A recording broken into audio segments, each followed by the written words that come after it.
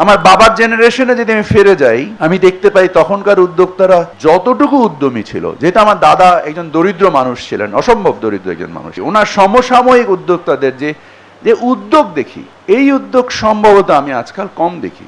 আমাদেরকে অর্থনীতিবিদরা যখন ডেমোগ্রাফিক ডিভিডেন্ডের কথা বলে, আমি তো উল্টোটা দেখি, যে আমার জেনারেশনের যাদের কাছে পুঁজি সক্ষমতা আছে, এদের ডেমোগ্রাফিক কন্ডিশন খুবই খারাপ।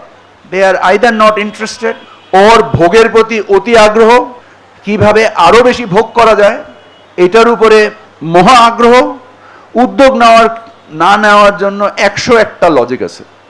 এখান থেকে কিভাবে বেরোবো? নৈতিক মানদণ্ড দরকার আছে আমার।